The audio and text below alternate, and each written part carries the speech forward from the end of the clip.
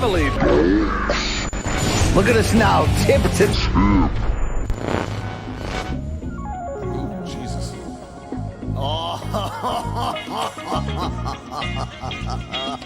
Shout to Morning Kombat. Do you want a margarita? Yes! My God! To us, doing what we love. It's time to bang.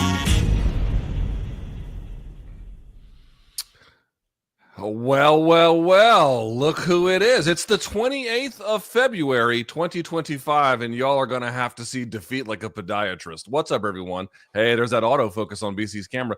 Hi there. It's time for Morning Kombat. We got a lot to get to today, but first things first, let's intro ourselves. Hello there. My name is Luke Thomas. I am one half of your hosting duo. I join you from the capital of Estados Unidos right here in Washington, D.C., and I believe my friend and partner here is normally the king of Connecticut, like once Jadakiss accused 50 Cent of being, but I believe he's in New York City, or maybe you're in Brooklyn right now, correct? Yes, I am. Yes, I am. Brian Campbell. What's up, Brian Campbell? I was thinking nobody raises the roof anymore, Luke, like we did back in the 90s. You want to bring that back today? I don't, though. I don't. Well, hey, happy to be here. This should be a great show, Luke. Why is that? Outside chance.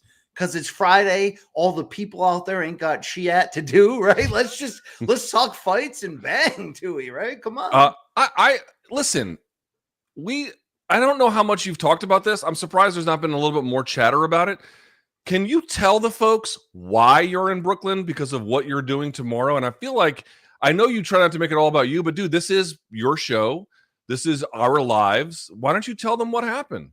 Yeah, thank you very much. I will be on the call Saturday night, PBC on Prime pay-per-view from the Barclays Center in Brooklyn. Tank Davis versus Lamont Roach Jr. Let's freaking go. Fired up. Living the dream, climbing the mountains, Luke. I'm ready. I'm ready to deliver more Ronaldo Abner Morris. This is going to be a wild time on Saturday. By the way, a big to-do, a big DC affair. Obviously, Lamont from the area. Gervonta training at Headbangers in Southeast DC. Also, your co-main, Gary Antoine Russell Jr.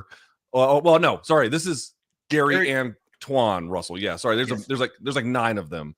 I just say junior by accident, but Gary Antoine, he'll be in the co-main event. And by the way, a sleeper of a co-main event if ever there was one. So dude, I got to tell you, I'm so proud of you. I really am. Listen, I doubt you even showered this morning, and I bet your breath and butt stink. But as your friend and longtime partner, man, I am legitimately so proud of you. Thank you. You should be really, really happy for you. Thank you. That is wonderful. Thank you. I did clean my butthole in the shower. Have not brushed my teeth yet, though. So, there you go. All right, yes. Yes, I was half right. Let's bring in the third member here of the team who also probably doesn't wash his ass. It's Bong Island Luke. What's up, brother? How you doing? For a matter of fact, I did this morning. Okay, all right. Very good. What's going on, brother? I'm good, dude. How are you doing? Good. What's the plan for the weekend? Gonna ignore your girlfriend some more? So she's on vacation in Key West for the weekend. Shout out. So I'm doing the full card tomorrow. UFC Vegas 103 does not deserve it, but I'm doing the entire card, and then we'll tune into BC's commentary afterwards. The main event. So, what time does the main card start for the UFC fights? Do we know? 7. So it's gonna overlap. Okay. We'll probably miss the first fight or two on the main card on PBC, but we'll catch the co-main in Maine. I'm thinking you probably can catch the co-main in Maine. Okay, very, very good. Yeah, PBC starts at 8, the pay-per-view, 8 Eastern, and then 6 Eastern, there's a 3-fight prelim card I'll be calling, headlined by our boy, Swift Jared Hurd, Luke. Oh, another DC guy, by the way. Who are you calling the prelims with? I believe also Morrow and Abner, but I'll find out later. Yes. Yeah, I mean, who the fuck knows, right? I mean, it's a new day. Let's remind everyone, socials everywhere. You can find us at all the different places where you get all of your content. You can follow BC, who's been a very active week over at the Brian Campbell Experience, his personal YouTube channel, but you can get mine as well. Just Luke Thomas there, as you can see below. BC, I saw you spoke to Lamont Roach. I saw you spoke to Manel Kopp. I saw you spoke to who else? Virgil Ortiz Jr. And we went name by name through that 154 division to talk about his interest, whether he thinks he can make fights against them. So a very good chat with a guy who's absolutely on fire. And it looked like he did it from like his parents' bedroom or something. Just a humble guy in Texas, He'll beat the fuck out of you. Don't think he won't. That's what he'll do. All right. So we have a lot to get to today on the show. There's UFC announcements. There's a UFC fight. There's boxing. And then there's sort of some sundry boxing topics. But without further ado, BC, if you're ready, we should get this party started. Yeah? Yeah, I mean, yeah, we should. Let's bang. Okay. All right, let's bang, Tui. Topic number one, if we can. UFC President Dana White issued yet another slate of just amazing announcements, or what we think are amazing announcements anyway. I suppose we can debate them. Let's go through them piece by piece. There are many of them, but BC, there's basically three major ones. Let's start with what I consider to be the biggest. Dan Hooker was supposed to fight Justin Gaethje and the co-main for UFC 313, not tomorrow, but the following weekend. He injured his hand. He's out. So who is going to replace him? It turns out it's going to be Rafael Fiziev, which is a rematch that they had from, I think, about a year, almost 2 years ago. Well, not quite, I think a year and a half ago at this point. Whatever the case, BC, did they get the right co-main, or rather, I should say, did they get the right replacement for Justin Gaethje, given the time frame and given who was available and all the other factors that go into it? Luke, to quote a great American sports analyst, your mileage may vary, Luke. Okay. All right. Look, let me start by putting the statement out there that we already know. Justin Gaethje versus anyone at any time, anywhere is going to be must-see TV. It's going to be hard to get that wrong. Do I understand what they were up against here last minute? Of course. I understand you're not going to have Topuria fill in. You're not going to have, Poirier necessarily as they're mapping out his retirement plan, although he did raise his hand, we found out on Twitter, which was interesting. The issue I have with this, Luke, is really just the larger, more generic issue with UFC matchmaking and the proliferation of fight cards, the higher prices and the watered down, the ad nauseum complaining that we tend to do because we look at ourselves as sort of like gatekeepers of this industry of how it used to be. And we're watching these crazy trends happen. What do I mean by that? This is a pay-per-view in Las Vegas with a fantastic main event, and the rest of the card is atrocious. And now we lose the all-action co-main event. And while Fiziev versus Gaethje was pretty interesting fight the first time around, not only did Gaethje score his first takedown as a professional MMA fighter, but he showed legitimate veteran instincts to pull out a fight against somebody of the next generation of lightweights. But Fiziev is 0-2 in his last two, Luke. So it's like, is that the perfect fight right now? I mean, I'm certainly being greedy when I'm saying, look, I would have loved Arman Tsarukyan right here. You know what I mean? I would have loved Charles Oliveira, but can you get these guys on 2 weeks' notice? Maybe not. Heck, Luke, I wouldn't have hated if they ran back Moicano after his one-sided last-minute loss to Islam and give him sort of that second chance to capitalize on his run. Either way, will this be a bad fight? No. But this is a co-main event of a somewhat major pay-per-view this year. And it feels like a rematch that nobody really needs right now. Tell me if I'm just a curmudgeon or if this is onto something here. I think you're being a curmudgeon. I actually love this fight, and I don't really understand what the pushback is about, if I can just be totally honest. Okay, the pushback is it's a pay-per-view co-main. That's the pushback. Okay, so you know what? Let's back up a step. If it wasn't going to be Fiziev, who would have been Brian Campbell's top choice? Arman Tsarukyan. Okay, now we have a graphic, I believe, on this where, did I include this one? I don't know if I included this one. God damn it. I probably should have included it. There were a series of ones that were offered, and Arman was one of them, but Arman said he couldn't make the weight, so he was asking for a 160 catch weight, and the UFC balked. Is your belief that the UFC should have just made a 160-pound catch weight and done the Tsarukyan fight? I believe they should have. I think it still would have served the same purpose of sorting out the order atop the lightweight division. But again, it comes down to your mileage of whether you think this card is fine as is with this change. Then there's no issue at all, Luke. What do you think about UFC 313 at the moment? We are about to pregame preview that a week from today. Is it going to be a two-fight conversation or not? That's the real question here. So I grant that this is less than ideal circumstances. Nobody wanted the Hooker fight to fall through, and now we got this kind of unfortunate situation. But let me just make the case for Fiziev, because I just disagree that this is like some kind of... I mean, if you wanted to make an argument that this constant replacement cycle stuff has become annoying, or it just doesn't leave you with much titillation about what's to come, because you're just getting like a reduced version of whatever the good thing could be. And then we fine. love titillation, Luke. When it comes to TNA, we love titillation on this half of the exactly, stream, okay? exactly. And granted, there's not necessarily much, in part because of all the circumstances that we kind of laid out here.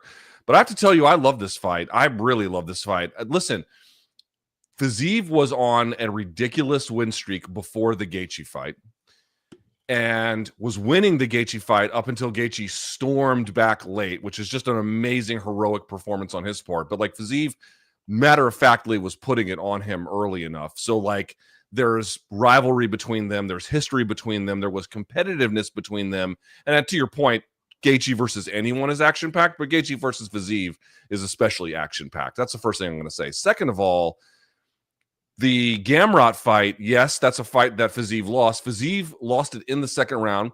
He won the first round on all three judges' scorecards and then got injured in the second. To me, I don't really necessarily read a whole lot into that from that fight. And by the way, Gamrot apparently, for whatever reason, turned down a rematch with Fiziev. So it's not great that we're having 2 losses in a row for Fiziev. I certainly grant that is true.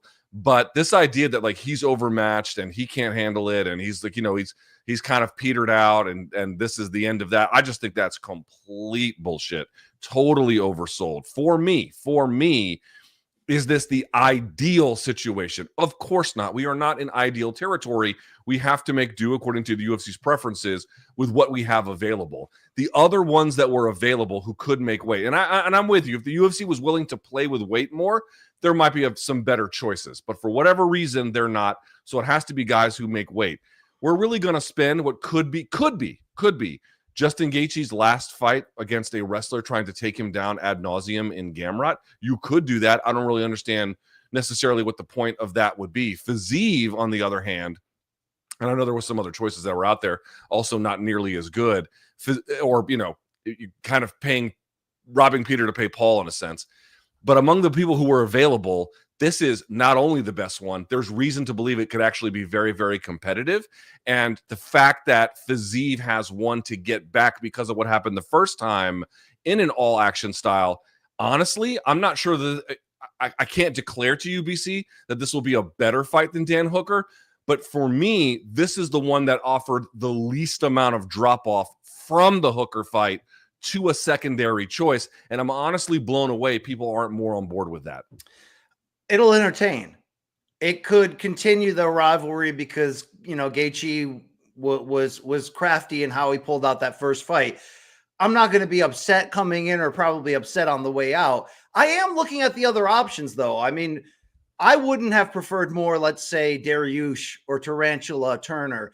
But Luke, if we're going to accept a guy, given the circumstances of 2-week notice and turnaround coming off of 2 losses in Fiziev, and I do understand completely what you're saying about the circumstances of the Gamrot loss, could we have considered number 15 Benoit Saint Denis? Would that have made people more excited? Would that have made me more excited? Am I being extra greedy here? Do you think it was even addressed to call up BSD? I don't know, but that could be one of those things where it's like, are they saving him for some future European or French card for the later in the calendar or something, But the argument to me is not that there is no way to look at the roster, again, especially if you're willing to play with catch weight and find a superior alternative. I think you could, but I think in terms of guys who can make 55, who are ready to go, who have an action-oriented style, and then anything else on top of that is bonus. The fact that they have a history together with, by the way, a phenomenal fight itself.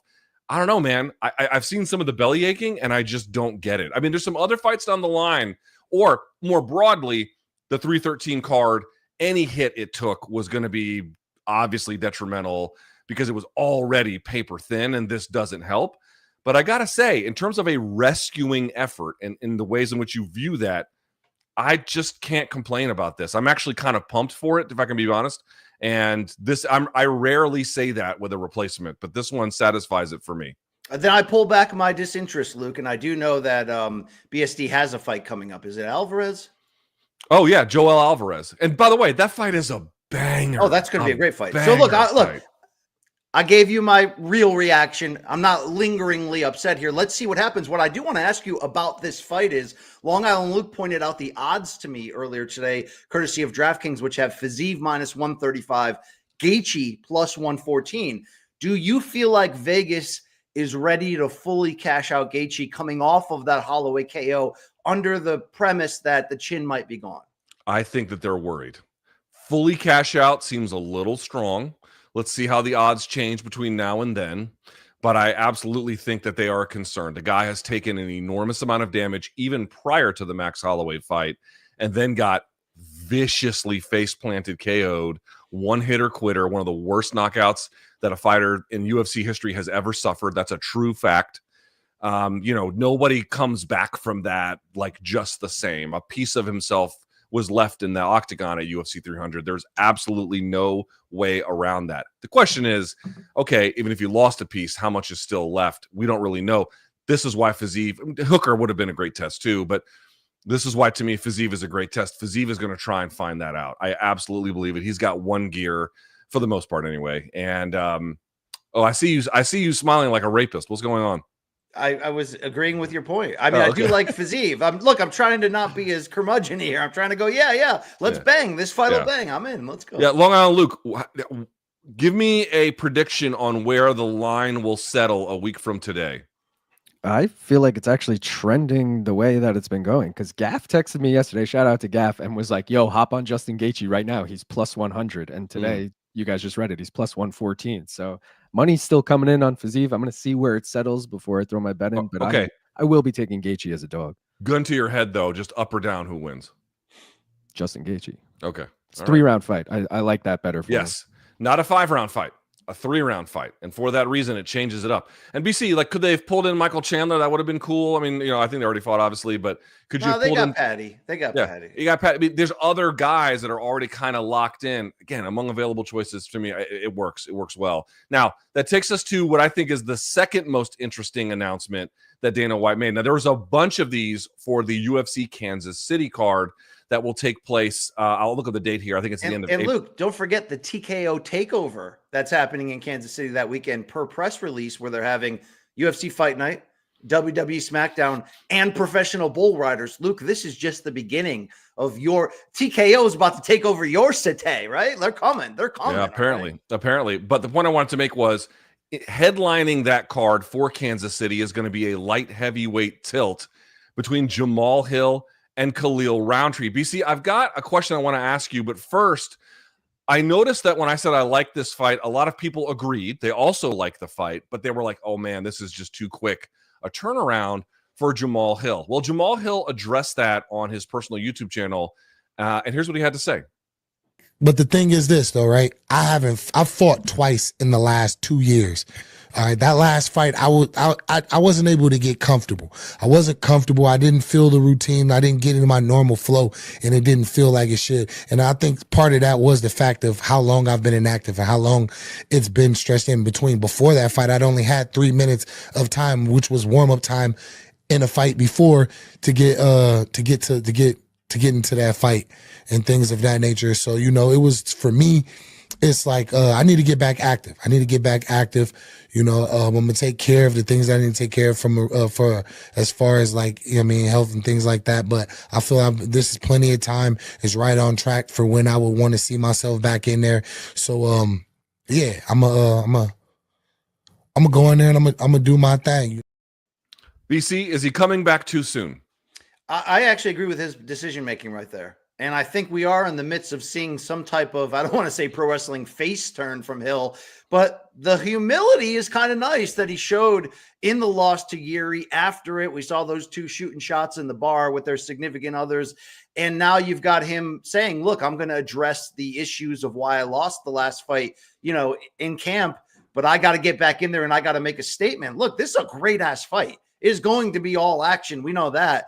And it is a pretty damn important fight considering how recently Roundtree contended for the actual title, that if Hill can go out there and win this fight, dude, he's kind of back in the mix in this division, which has a lot of, it's not quite heavyweight, but guys can get hot and then cold because of how easily it can be to knock each other out with the big boys in this division. But I think Hill has to find consistency. He's got to, find a different lane than just coming in there with the attitude of this hand is going to settle everything. And then if I lose, I'll make excuses. I kind of like the changes that he's realizing now. How long is this window going to be open? Let's get back in there. Let's fix what didn't go right against Yuri, and let's make up for all that time away due to injury. Let's go, Jamal Hill. Luke, this is a positive turn for me. I think it's a calculated gamble, but I'm not super opposed to it. Now, we should say very clearly, it is risky. It is risky. There is a real risk involved here with having been basically getting, throttled. I don't know what the correct word would be by Yuri Prochazka. Look, I got it. Actually, it's dicked down. Dicked down. Okay. Yeah. All right. Having that happen against Yuri, and then obviously before that against Poatan, although that's now been some time, but that's not a great run in terms of like brain health. And it's not that I don't think that's a relevant concern, but the reality is these guys always complain about they don't get enough fights. And part of the reason why they want more, yes, of course, more money, but they always tell me that they can stay in a flow better. Like everything is just sharper if they're more active, more regularly. And he's right. Like he just hasn't competed very much. I thought he came back too soon, obviously already when he took the fight against Poatan, coming back from that Achilles injury, and it didn't go well. And so it's like, oh, okay, well, last year you already came back and it already went poorly. Why would you double down? Let me say again, I'm not arguing it's not without risk, real risk. At the same time, more inactivity might actually make things worse net. On net balance, it's very conceivable that waiting around and then fighting, in December or something, because if you turn this down, who knows when they're going to come back around to you? It could be quite some time. It's just hard to say. You may not get the reps that you really need. Repping is super important for any UFC fighter, particularly those at the headlining level. So I got to tell you, it's a little bit through my fingers I'm looking, but I can kind of see the logic. Now, BC, in terms of the fight itself, this is phenomenal matchmaking. Heck yeah. Two different kinds of sluggers, Khalil Roundtree, and both of these guys, by the way, coming off of stoppage law. Well, one before, but essentially both having been stopped by Poatan. One was a little bit more competitive than the other one, certainly.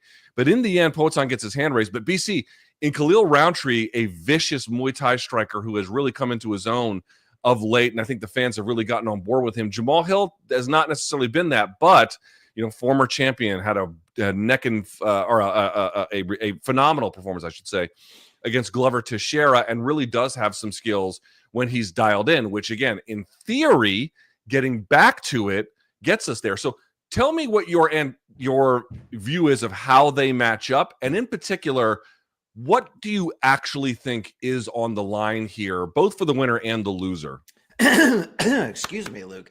Look, I feel like this is a loser's bracket of the title, in terms of the two of the more recent title losers to the great Poatan on the run that he's on, facing each other. Winner gets back into the title picture. Loser goes back into the mid-level of contention. That's kind of where we're at here in this. I really like the matchup stylistically. I like how you deemed it. They're different kind of strikers. Hill, the better boxer, Roundtree, the more explosive. But Luke, tied into me saying I kind of like Hill's mindset right now. I kind of like the strategy of coming back quicker, even though Roundtree's hella dangerous, and even though he did get an unlikely title shot. I think stylistically, I think fighter for fighter, Hill's the better fighter. People might disagree with me on there, but there is one thing I do need to see from Jamal Hill, and that's a commitment to elite level conditioning. I'm not really sure we've seen that yet, even through his brief run as a champion with the title. I feel like that could change some of the gaps that he's missing at the elite level. He's always going to have a puncher's chance. You saw against Glover what he can do when he's in the lead, when he's bringing the fight to somebody. But I need him to get into killer shape for here. I need him to have the threat of takedowns in there. Still, though, Luke, I like his chances against Roundtree. I like his opportunity. He's got a big opportunity, in my opinion, to get a win here and be catapulted right back to the top. I mean, this is what's so interesting for me. If you're Khalil Roundtree, on some level, I'm not going to call this playing with house money, but it's a little bit like, Not that his success is accidental, but he's never been champion, right? He's never worn gold, and Jamal Hill has. And so obviously getting a win over Jamal would be huge for his resume. And I'm not saying a loss doesn't matter, but to me, it's like the much more consequential side here is about Jamal. People were asking, if Jamal loses to Yuri, where does he go from there? And the answer is, well, okay, he's still kind of doing like big, important fights. I mean, just think about it. If you beat Khalil Roundtree, a striker, and particularly if it's exciting, not only does that like put you at a decent place in the rankings, but it's like restorative to stop the losses, obviously, first. And then second of all, that's a tough guy to beat. And he's probably not going to beat him with like jiu-jitsu. He's probably going to, if he does win, he'll beat him with striking. Like, that's a big and important kind of victory to get, massively restorative, both in terms of what it does psychologically for the rankings and everything in between. It's huge. The loss, by contrast, is devastating, truly devastating. It'd be 3 in a row. If he gets stopped, it'd be 3 stoppages in a row. It would just be absolutely the worst case scenario that you could find after having, essentially done really well and then been injured and then having to, suffer through a return. Like, these Achilles injuries, man, people just don't jump back into it. Again, we talked about the calculated gamble that he's taking.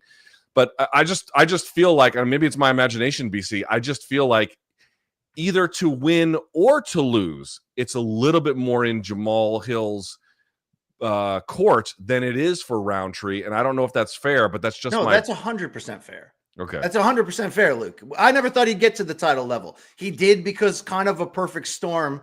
And whether they, forced Ankalaev to wait one more to reward Poatan with a more favorable style matchup because of what he's been doing to the company. Either way, I feel like this is Roundtree's last opportunity to stay in the title picture. So I fully agree. Plus, let's be fair. Hill can talk.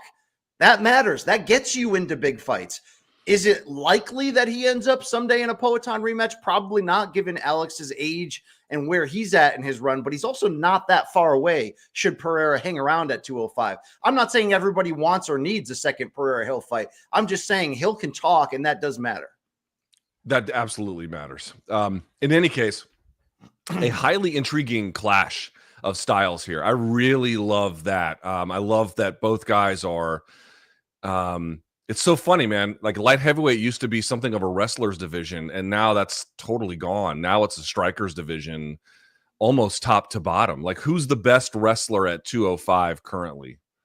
Magomed Ankalaev. Okay, discounting him because he's got a date with Poatan. Who is it? All right, let me look at these here rankings that are. Well, now, Luke, who's the best wrestler not named Ankalaev at 205? Yeah, I'm looking right now at the rankings. Yeah. You see what I mean? Rakic, Zakhanov, maybe? Luke, does Rakic ever shoot? I mean, yeah, he'll shoot. He'll shoot a little bit. Yeah, of course. He's won some big fights with that. Bogdan Guskov. Yeah, there it is, Luke. Yeah, there I mean, you see what I'm saying. The division's completely turned on its head. It's a striker's division now. Not saying that that's necessarily for the worse, but it is a different change. All right, BC. Last but certainly not least, Bryce Mitchell is back in action. It was announced. He'll be taking on Jeon Silva at UFC 314. Now, BC, if I looked at some of the odds for this one, I found them to be like shocking. Let me pull them up here for just a second. They're in the rundown. Oh, they're in the rundown. Sorry, I missed them. There they are. Sorry, I apologize. Mitchell, they have, and our friends at DK have Mitchell as a plus 295. They have Silva as a minus 375. BC, I like Jeon Silva as much as the next guy, and I'm not poo-pooing this fight necessarily, but what gives us all this confidence that Silva has takedown defense when he's barely had his takedown defense tested at all in his UFC run? It's a fair point. Long Island Luke and I had an off-camera discussion about this, where initially I'm like, yeah, what's wrong with that? But the more you think about it, they are teasing you to throw money in the direction of Bryce Mitchell. Maybe they figure no, this is MMA. So maybe many people will, Luke, in the fan base, because they support Bryce's beliefs. I don't know. Look, here's the deal, though. Bryce has been devastatingly stopped twice against elite foes. And the Lord Silva is on a type of reckoning path and creates so much chaos in there right away that I'm not sure it'll actually matter, Luke. So I get that the odds seem a little inflated, but I also can't act like I feel like Bryce's stock as an actual fighter is anywhere near where it was. I also can't act like I believe that all of the negativity surrounding him right now is going to help him in the cage. I think we're at a precarious point in Bryce Mitchell's career where it can go really bad. I mean, look, can you say the things he said and not get karma KO'd your next fight? I don't know. We're going to find out here. But outside of the comment from Dana that we all don't love, which was, well, hey, guys, you get to see Bryce Mitchell fight again, and maybe you can cheer for him to get KO'd, and we're sort of using the grossness to sell this fight. Lord Silva's red freaking hot right now. If you told me you can see the future and he stops Bryce Mitchell in just over a round, I could see it happening, Luke. I could see it happening. I can see it happening. Less on a karmic thing and just more that maybe Silva does have pretty good takedown defense and then just lights him up on the feet. I mean, obviously on the feet, it's really not even close. He would beat him up. I just want to point out, listen to how insane this Miami card is, BC. Volkanovski versus Lopez is your main. Chandler, Pimblett, co-main. Now, I don't know exactly where they're going to put it, but let's just imagine that you have Bryce Mitchell now, Jayon Silva on the main, Jeff Neal, Carlos Praches on the main.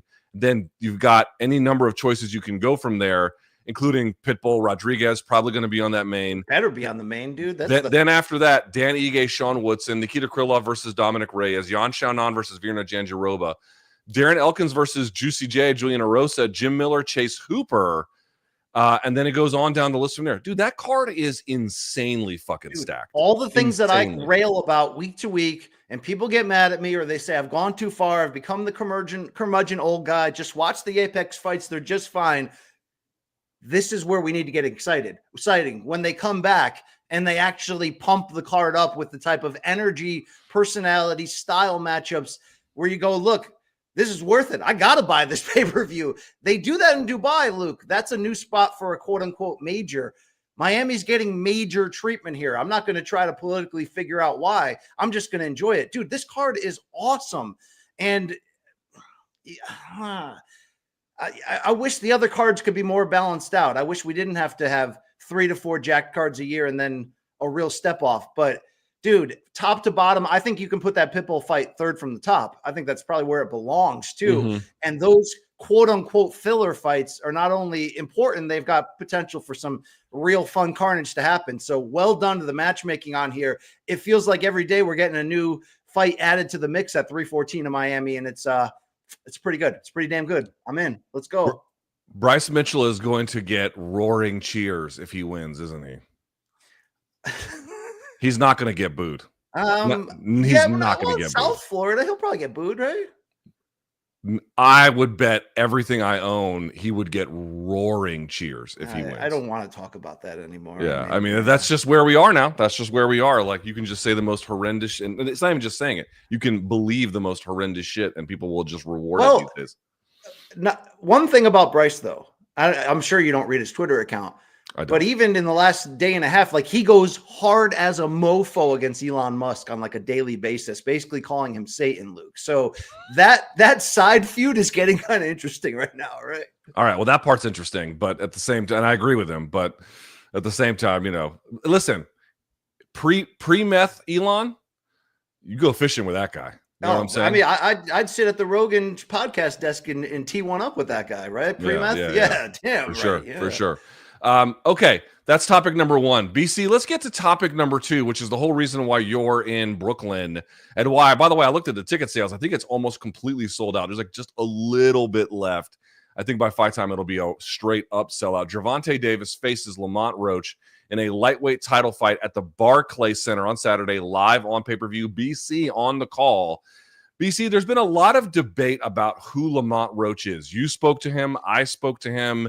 We've both interviewed Tank multiple times over the years, although I don't know. Did you speak to Tank this cycle yet? Did you do the fighter meeting with him? He didn't show up to the fighter meetings, and he really hasn't done traditional boxing media like at all outside of after the press conference yesterday where he tackled all those topics you would want to hear from Turkey to Shakur and all that. But yeah, it's been a different connection to Tank for the traditional boxing media entering this week. Okay, we'll talk about Lamont Roach's size because that is clearly, if not the most important issue, certainly one of them.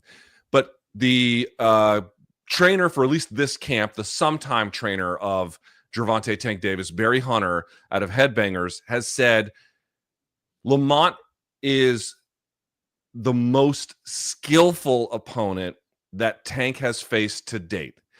Is that true? If so, why or why not?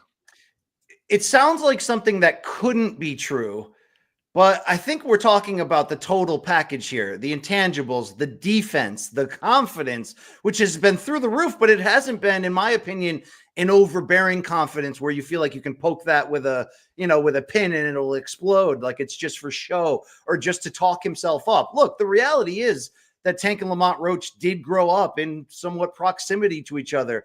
Roach being born in D.C., moving to Upper Marlboro, Maryland in his youth. Tank being from Baltimore.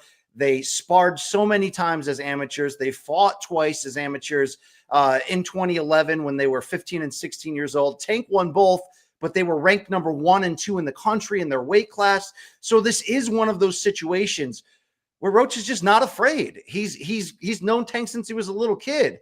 Now, we can certainly break down how their skills match up and how anyone matches up against the power, the IQ, the efficiency of what Tank brings to the table. There's a reason why he's undefeated with a 94% knockout KO rate. But I think the things that make Roach really good don't necessarily jump off the screen against you, right? He does have a loss and a draw in his career, but they were sort of turning point moments that drove him to a deeper level of focus and belief in himself and success.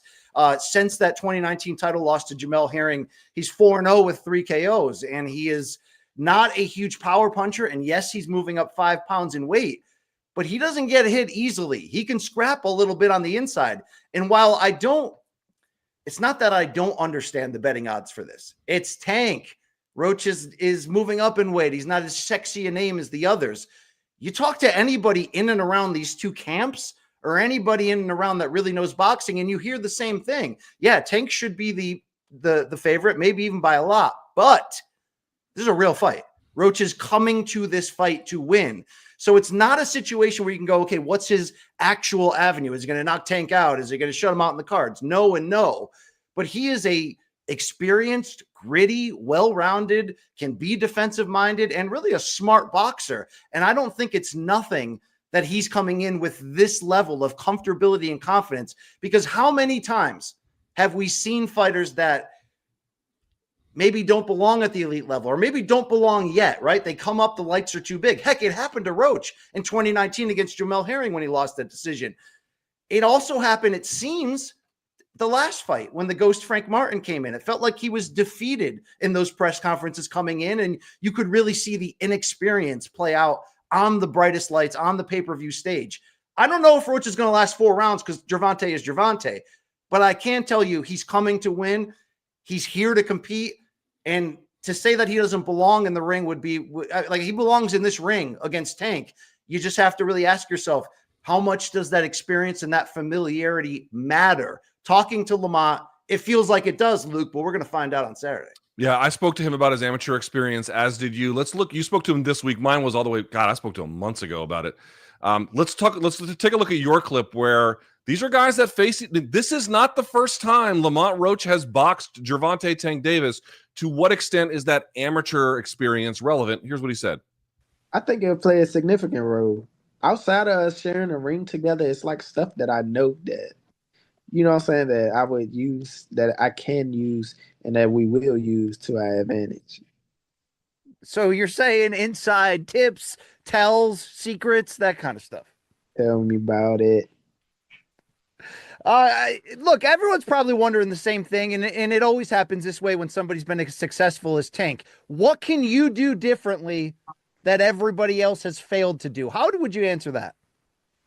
I can, like I said before, like the IQ and the skill level, the skill set is just compared to everyone that he's fought in that present time, it's just levels above. And the tenacity that I'm going to have with it come March 1st, it's just going to be, it's going to be something that he's definitely not used to. It's going to be the total package, and it's going to be one of the best fights of the year. I promise you. BC, from what you can tell, from what you know, from speaking to him, does the amateur experience confer any advantages for Lamont Roach? And conversely, does it confer any advantages for Gervonta Tank Davis? Look, I'm always of the belief that everything matters, that when a fight is announced from that moment forward, they're fighting. I believe some of the pre-fight mental stuff is real. You have a face-off or a press conference that doesn't go your way. I think there's mental realities where that plays in, but it doesn't mean every time. It doesn't matter if somebody beats somebody in the amateurs. At pros, in the pros, they can be completely different.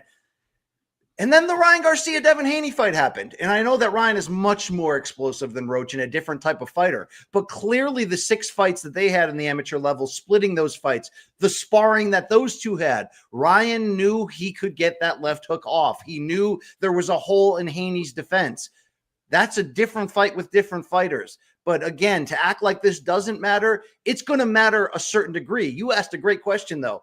What about the flip side? Tank's beaten this kid twice. He also grew up around him. He knows just the same. So that's going to play a role as well, as will this, Luke. And I think it's a good question to spin back on you. How dangerous is it to be too confident against Tank? Yeah. You've seen Lamont Roach in person, right? I sat down with him, as I mentioned, a couple of months ago, and he is in person. It seems like a roughly similar size in terms of frame to Gervonta Tank Davis. But BC, this is to answer your question. I'm getting to it. The difference in power is extraordinary, like gigantic difference in power. And to me, BC, here's where I come down to it. Like, I believe Lamont Roach when he says he believes he can and will win. I believe him when he says he'll know the right way to box Gervonta for long periods of that fight. I believe him. But I also know, if you look at some of the tape on him, he tends to come square at times against opponents and to be hit. And I just am not, especially because of the size difference in terms of who occupies 130, who occupies 135. It's not that I don't think that Lamont can't box with him. I absolutely think he can box with him. But I feel like if he's really starting to, get confident, move downhill, as we like to say, he's going to get hit. He gets hit in all these fights. I mean, obviously it's a boxing fight, but, he doesn't have he has good defense, but I wouldn't say it's ironclad. And so it's like, if you're overconfident or too confident, however you wish to describe it, against a puncher like Davis, dude, the consequences are fucking dire. They are dire to do things like that. So it's like, it's a weird mix, BC, where I am very willing, perfectly willing to believe that they feel like they've got what they feel like some secrets to unlock some doors that previous opponents just haven't been able to do against Gervonta Davis. But as you know, as well as I do, they're going to have to take some risks to get there if they can at all. And that is where all of the danger is. And that's the part where I'm just like, I don't know. I don't know about that part. That's why the odds are the way they are. Because Gervonta has the great equalizer. He's also, like we mentioned, so efficient as a counterpuncher. What does that actually mean in a fight? It means he doesn't waste punches. So it also means he's never really out of position to be countered clean and to be hit. So if you are going to hit him, if you are going to try to put him in situations, he's going to have, in most cases, that upper hand to wait for that tell or that one angle. Let's not forget, he let Frank Martin win the first 3 rounds when they fought last, May or June, and then started to really pick him apart and corner him. So Roach obviously is going to have to balance his aggression smartly.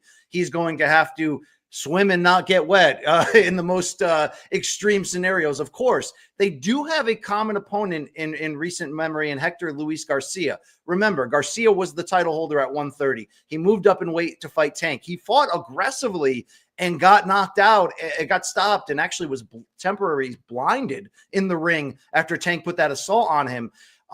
8 months later, Roach fights him in Las Vegas, and it was a split decision win in which Roach needed a knockdown in the final round. But that was a Garcia coming off of that big-time KO loss, and he fought very defensively on the back foot, was very frustrating. But I think I give Roach credit for figuring out an avenue to get up on him, to get that late knockdown, and to really, the way that Roach, if you watch that Garcia fight, it may be easy to just go, oh, common opponent, Tank knocked him out, Roach had somewhat trouble with him. But I think you do have to watch the body language of Hector Garcia in both. the way that Roach rose to the occasion in that title fight to get the knockdown, to win the split decision, I did like what I saw right there. I don't know how much this boosts his ability in there, actually, like we say, against Tank.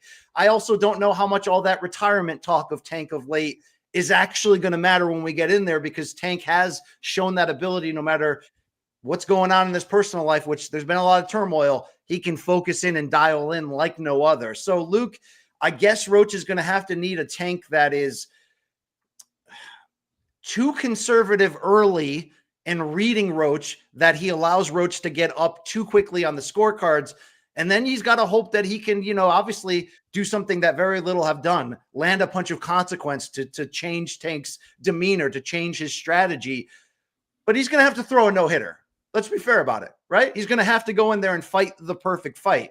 Is it possible? Yes. I mean, even though Tank hurt his hand in the 6th round against Pitbull Cruz, the things that Pitbull Cruz did really well gave Tank fits. Tank had to really lean on his boxing and IQ to figure that out. Roach is going to have to do something in the middle of this fight to really make Tank have to think, have to work, have to adjust. If he can't do that, it's going to be a slow burn until he gets cornered and he gets taken out of there. We should also talk about the state of Gervonta Davis and like what attitude he's bringing into this one, because as you mentioned, skipping just a lot of stuff, went to the workouts, didn't do much. Let's roll this clip from, I think this was yesterday or 2 days ago, this week, the pre-fight presser. He's in a real relaxed mood. Let's put it that way. You can kind of see the history that you and Lamont both have. Is this a little bit different for you going into this fight, knowing that you guys have that history? No. I'm going to do me. I'm going to do me regardless. I told him to leave his mom's and, the people home, and he still brung them. It's crazy, man. It's going to get bad. It's going to get bad, man.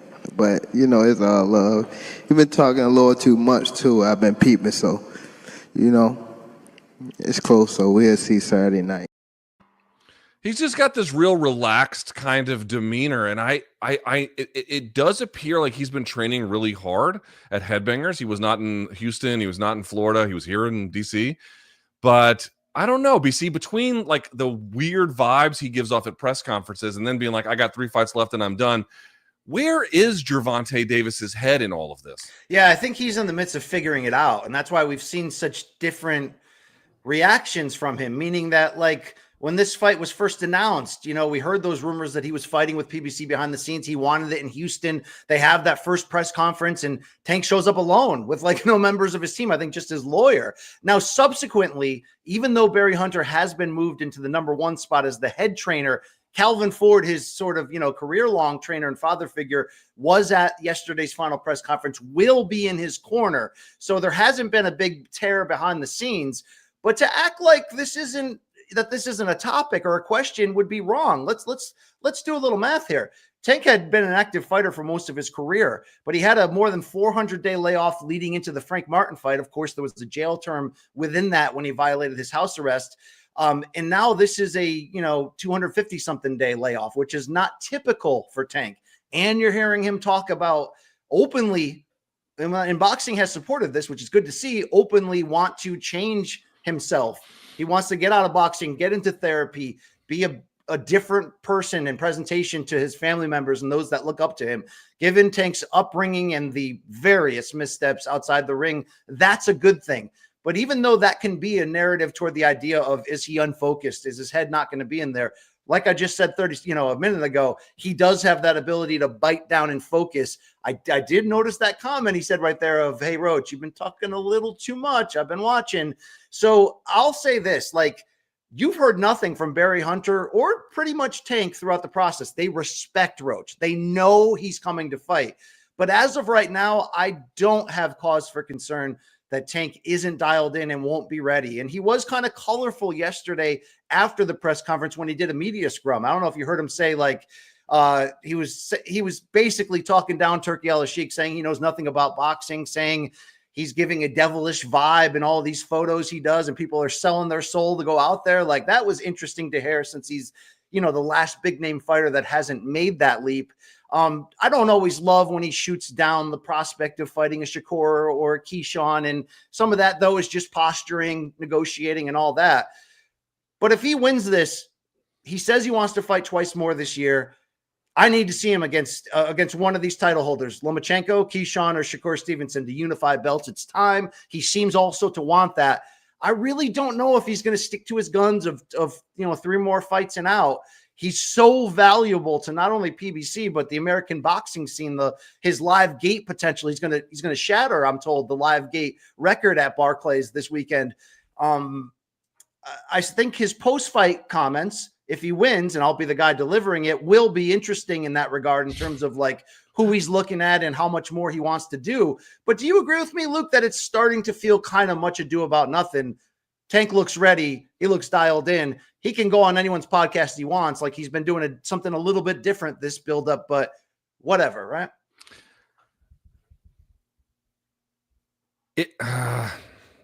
I mean, we should acknowledge the fact that we kind of been dancing around it here. We mentioned it a couple times. We'll just say it out loud. Roach is a junior lightweight and is coming up here to another weight class. BC, I just feel like Tank isn't really dialed in, but I'm also not convinced that he needs to be 100% dialed in. Not because I don't think Lamont is a good boxer, I do, but because I think if Tank trains enough, plus his accuracy and power, and he does have good boxing IQ, given that you're taking on something of a smaller opponent, that should be enough. I really do believe that. And in fact, he said he was going to have a round 8 or 9 KO. Let's take a look at the face-off here very quickly from that same presser. And I would love to get your reaction to some of this. Look, BC, they don't look hugely dissimilar in size, man. No, they don't. I mean, Roach is technically about an inch taller or half inch taller, about an inch longer in reach. They're actually pretty close in size. This is the first fight in which Roach is fighting an opponent technically shorter than him in a very long time. So this is going to be what it will be. I don't think the size will matter. You can notice they have a little kind of cheeky fun back and forth here. PBC did ultimately, like UFC's been doing of late, release the audio. There was sort of some, standard trash talk back and forth, but it was confidence trash talk. They don't hate each other. It's just a little bit like, I know what I'm going to do on Saturday. Yeah, wait and see. Like we said this whole time, Luke, the way Roach has handled himself in these press events, I've been impressed by. But to act like that gives him 3 to 4 more rounds in there or something, no, it doesn't. It's going to be up to him to do the one, to avoid the one thing that all of Tank's opponents, but one basically have avoided, and that's he finds a way to figure out your tell, to put you in the corner and to take you the hell out of there. I love how Roach has been acting, though, but will it be enough? We're going to see. We're going to see, Luke. And by the way, on stage, we hadn't seen him up until this point. Calvin Ford with him there, Barry Hunter with him up there, and then also there was that was Lamont Roach Sr. standing on his side there. Kind of an interesting thing. All right, BC, very quickly, last question. Give me a prediction. I know you're calling the fight, but do you have a sense about how it might go? I'll put my cards on the table. I think Tank said about round 9 stoppage. I'll go a little later. I'll say 10 or 11, but I think probably somewhere in that last third of the fight, it all comes to a close. Yeah, I think that's the most likely scenario, given what we know about these two. Let's see what Roach can do. Let's see if he can give Tank a different look. Let's see if he can push him into those later rounds, which that's also something that's only been done a few times, right? Cruz went the distance against him. Gamboa, I don't want to say gave him trouble, but gave him resistance until I think the final round when he got him out of there. But let's see if Roach can linger, and then let's see if he can take enough chances to have a shot at this. Sorry, I'm getting blurry here. I'm trying to. Lisa, let me ask you a question. How come every time the camera goes back to you, you have different lighting on your face? So my lighting just died, so I got it plugged in. I'm recharging it again, so I'm kind of just holding it from a different angle. All right. Well, then, either way, Luke, I have put the lotion in the basket. If you're wondering. Okay. All right. Let's go to topic number 3 if we can here, BC. Oh, excuse me. Hold on. Before I do that, we got to mention here very quickly, BC. The Solita Promotions, the Subriel Matias, Gabriel Valenzuela IBF World Title Eliminator. So this is going to be live on DAZN from Fajardo, Puerto Rico. BC, what can you tell us about? I mean, Subriel Matias, we already kind of know what the score is, a dynamic puncher. Who is Gabriel Valenzuela? What can we expect from this matchup from DAZN, which, as I mentioned before, is going to be in Puerto Rico? Yeah, and shout out to, certainly friends of the program and in boxing, Al Bernstein, Raul Marquez among those. I think that'll be on that call in Puerto Rico. This fight is more about Subriel Matias for sure. He was the boogeyman of the 140-pound division. We've told this story before. Made 5 guys in a row quit, was getting that Lomaschenko reputation. And I don't know if as much as he's a menacing puncher as he's just a bully in there. But Liam Paro in June of last year did, I don't want to say expose him as the scorecards were close, but Paro came into enemy territory in Puerto Rico and rightfully won that decision.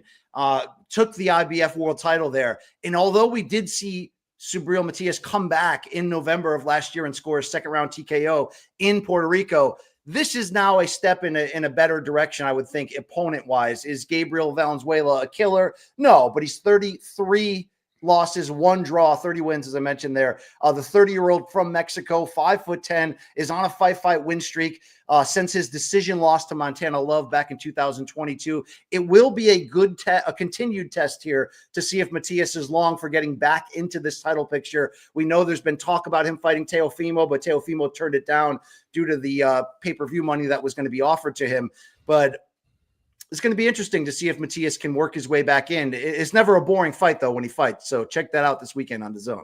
No doubt about it. And of course, Lita Promotions, they're the folks that have developed Clarissa Shields, Jarrell Miller, Jermaine Franklin, Otto Valine, lots of folks, and a good undercard fight there as well between Alfredo Santiago and Nestor Bravo. BC, you're a basketball guy. Certainly I am as well. And if you're a basketball fan, are you ready to win some real money? Check out Pick 6 from DraftKings. When it comes to basketball payouts, DraftKings Pick 6 dunks on its rivals, including Prize Picks. Is that not right, BC? Yeah, and here's what we need you to do. Just select 2 or more players and choose if they'll have more or less of a given stat. The stats can be points, rebounds, three-pointers, whatever your pick is. That's a good way to get involved and get in the action. So Pick 6 is available in most states, including California, Texas, Georgia, Missouri, and more. Don't settle for a smaller payout. If you switch to Pick 6 and cash in your basketball knowledge, new players can get $50 in Pick 6 credits instantly on just a $5 entry. So will Luka Doncic get the triple-double tonight? What's his over-under on assists? This is the type of fun action you can get into and get involved. I don't know if you can bet whether he'll stare down the Mavs owner again after getting the win for LA, but what we need you to do if you're into this is download that DraftKings Pick 6 app right now. Use our code COMBAT with a K, and then new customers, you put $5 down to play, $50. Notice my Peter Brady voice change there. $50 in Pick 6 credits. Better payouts, bigger wins, only with Pick 6 from DraftKings, where, as we already know, Luke, the crown is yours. That's right. Gambling problem? Call 1-800-GAMBLER. Help is available for problem gambling. Call 8887-897777 or visit ccpg.org in Connecticut. Must be 18 plus. Age and eligibility restrictions vary by jurisdiction. Pick 6 not available everywhere, including New York and Ontario. Void where prohibited. 1 new per customer. Bonus awarded as non-withdrawable Pick 6 credits that expire in 14 days. Limited time offer. See terms at pick6.draftkings.com/promos. BC, topic number 3. We do have a UFC event this weekend. I'm trying not to be a hater about this. I swear to God I'm not. I'm not sure what to say. It's not really the most necessary card to happen. Huh? Say it. Say what you need to say. Put it out there. It's Luke, is it the worst card? Is it the worst card in Apex recent fight night history? It's up there. Long Island Luke, give me a grade for UFC slop about where this goes. 4.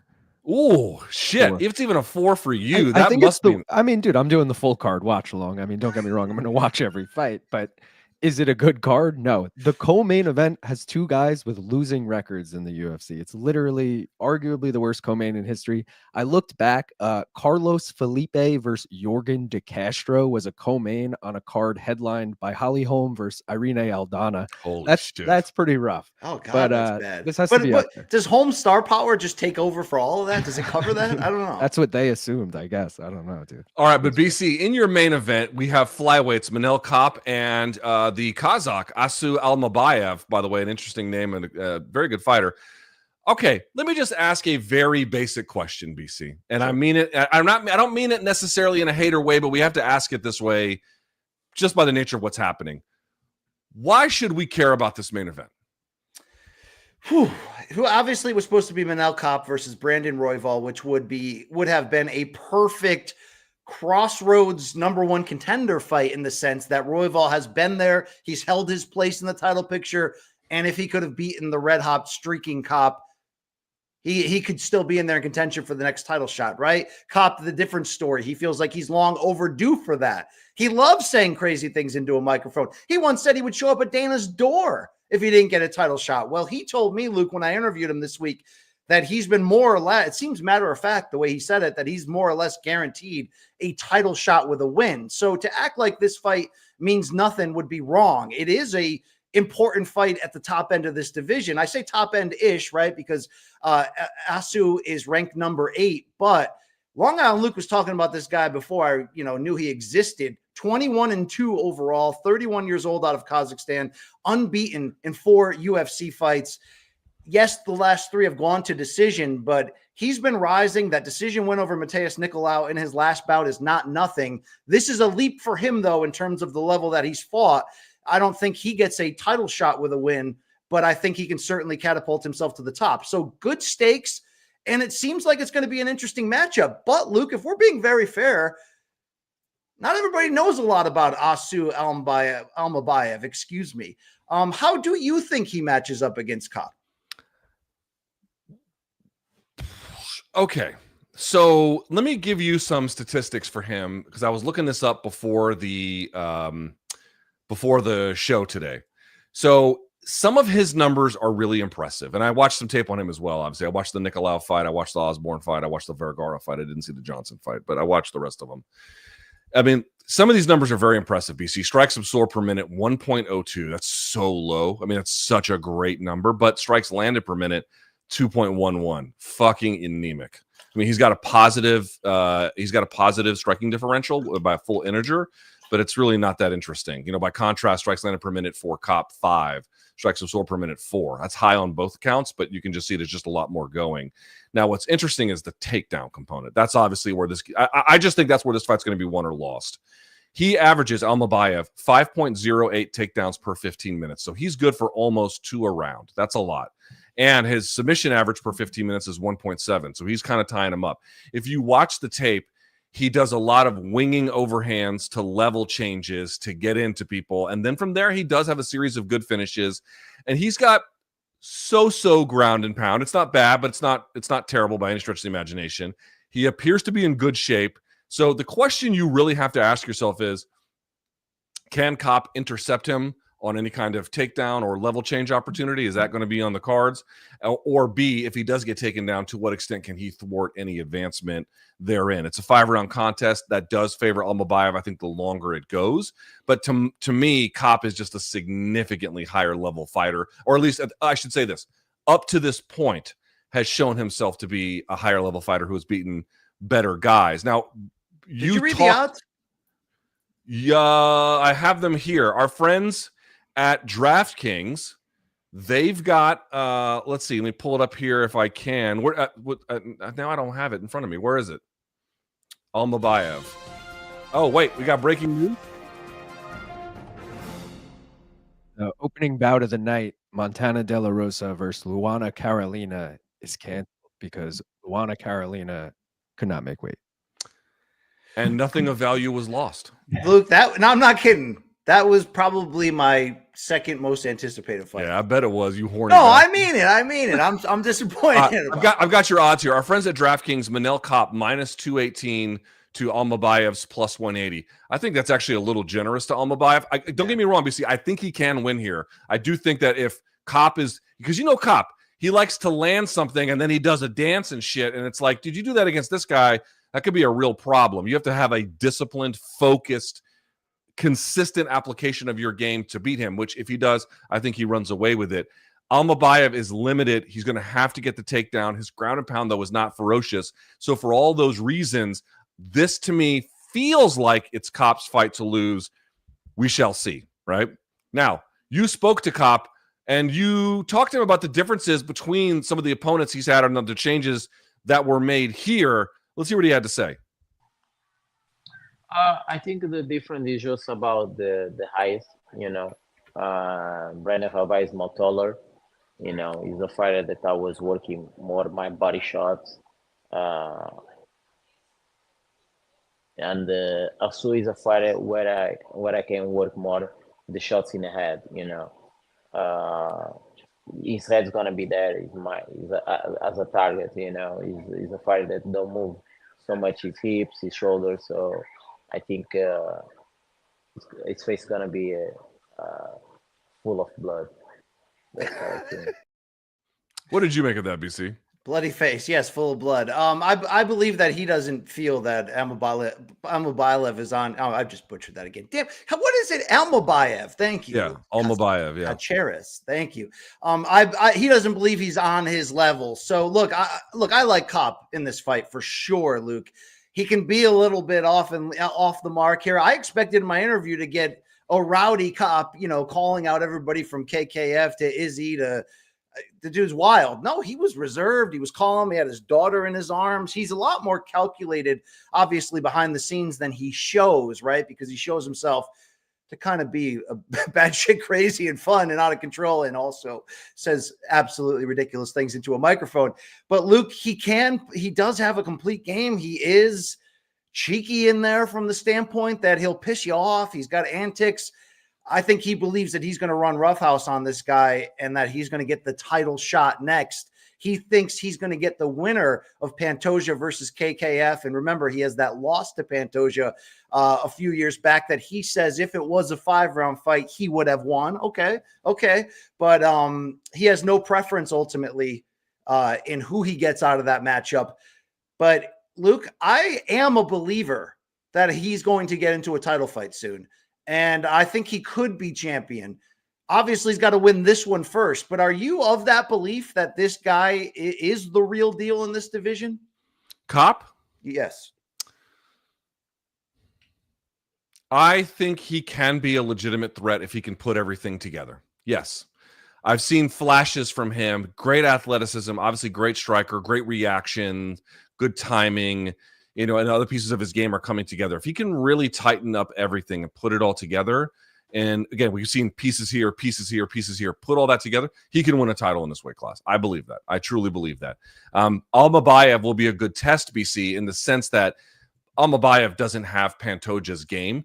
But if you're going to go into a title shot after beating Almabayev, assuming that that's what happens, you're getting ready for Pantoja by fighting a guy who's going to be grappling you first. That's good prep. That's really good prep for him. So this could set him up real well to then go say anti-gay slurs, but or also win a UFC title. Either way, and I'm being serious. Like he actually has some of these short notice fights, they're dangerous because you're getting a dangerous guy that you're not prepared for.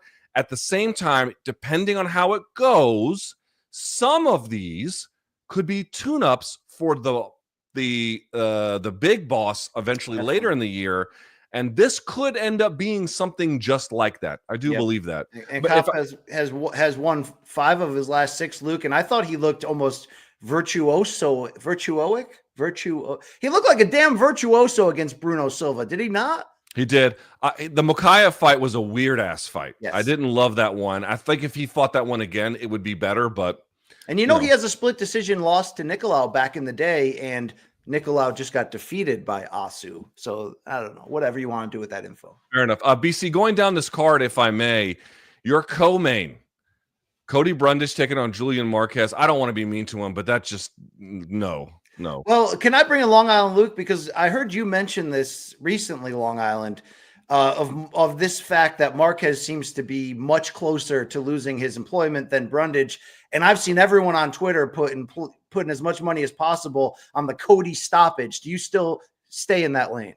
I mean, Julian Marquez has been KO'd 3 times in a row, and I just feel like we want to talk about Gaethje's chin being gone. I think Julian Marquez's chin is gone. But I would never trust betting on Cody Brundage. So, like, this fight is just a crapshoot. I took fight does not go the distance in a parlay. I feel like that's the only logical thing that's going to happen here. But I wouldn't trust my money on either of these guys, to be honest. UFC Fight Night. I wouldn't trust my money on either of these guys. Tune in live at 7. Also on this card, BC, there are some good fights. First of all, Nasrat Haqparast taking on Esteban Ribovic. Yes. I can never say his last name correctly. one of these Argentines with these weird names. That's a great fight. That's a great fight. I cannot believe that that's not the co-main, but whatever. It's the 55, so I guess they put it lower. After that, there are some good ones. Hear me out. Not these though. William Gomez versus Hyder Amil, 0 out of 0. Danny Barlow taking on Sam Peterson, no interest, or at least very little anyway. Danny's undefeated, but I'm not sure about him yet. Austin Lane taking on Mario Pinto. Pinto undefeated, but it's heavyweight. I don't know what the fuck to say. Here's an interesting one. Ricardo Ramos taking on Chepe Mariscal. That's a fun action fight. Douglas Silva de Andrade taking on John Castaneda. Interesting. Kind of a fun one. Is jacked as shit always, right? Is jacked as shit. Lucas Almeida taking on Danny Silva. I could take it or leave it. Andrea Lee taking on JJ Aldrich. Bit of a coming or going fight for both of them, frankly. But the fight that might be the best one on the card, Energy. Charles Johnson taking on Ramazan Temirov. Dude, that's a fun-ass fight. Charles Johnson had a great 2024. He looks poised to make a run. I can't believe they have him this far down on the fight card, essentially. But I love that contest. Long Island Luke, do you agree with me? Charles Johnson, Ramazan Temirov, that's the good one here. Yeah, that should be a good fight. The odds are actually crazy on that because Charles Johnson was like plus 120, like maybe on Monday. He's minus 130 now, and now Temirov's the dog, plus 110. So a lot of money coming in on Energy. Hey, tough turn from Ribovic to go from the damn Sphere to the Apex, but they did say on that TKO earnings call that UFC plans to take what would have been a handful of Apex fights this year and move it to international cities. And not only is that great news, but it's probably fueled by they're in mid construction anyway on the Apex right now in terms of building more facility for people to be. Hey, do we still have that funny tweet about UFC matchmaking? Because this might be the new litmus test. Yes. So it's the one at the top from the topic number 1. It's called funny tweet, Long Island Luke. Yeah, there it is. I was going to my notes. Any UFC card with more than 7 fighters that I've heard of is what is considered stacked at this point. Okay, well, that's obviously a joke. Is that true? Like that might be that's the new Mendoza line, right? Or maybe how many Wikipedia pages does a fight night card need to be acceptable in 2025?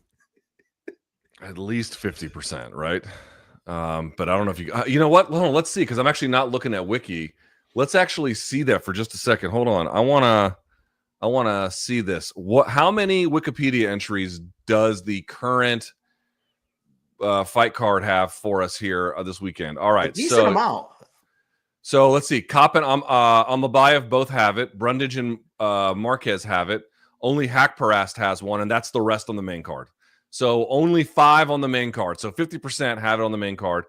On the prelim card, it's a little bit more common. Lane has one. Hamos, Douglas de Silva de Andrade, Castaneda, Lee, Aldrich, Johnson, and then they wiped off the last one. So yeah, you're at about 50-50, I guess. So I guess it has to be higher than that. It should be 75%, BC. All right. Hey, I'm done complaining for the day. Let's enjoy the fights on Saturday, whether you're watching Tank Roach or you're watching UFC Fight Night. It's what we got, Luke, okay? But this TKO takeover is coming to all of our sports. It's inevitable. Good Lord. All right, let's go through topic number 4 here. It's not the biggest one, but it definitely made some headlines. It was all over social media. BC, we're going to need you to UK Boxing explain this to us. Chris Eubank Jr. and Conor Benn, they are set to compete, I think, in the end of April, if memory serves. I'll look up the date here specifically in just a second.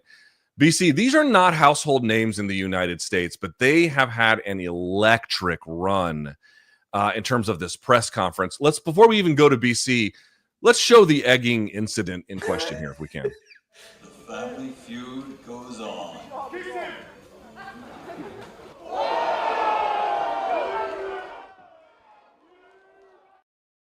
All right, so he hit him in the side of the head with an egg. BC, who is Chris Eubank Jr., excuse me. Who is Conor Benn? Why did he hit him in the face with a fucking egg? So look, I said this on my live chat the other day. I did not expect to care about this fight. It's not that I don't know these guys. They're big stars in the UK. They're both son of great fighters. And the reason why this matchup is happening when they're in separate weight classes, right? We're going to do a catch weight here. Eubank has fought largely at 60 and 68. Benn has fought largely at 47 and 54. So they're going to come together in the middle. Their dads had a deep rivalry and fought each other a couple times. So that's the first and foremost. Then this fight was already scheduled back in 2022, and they had an electric press conference back then.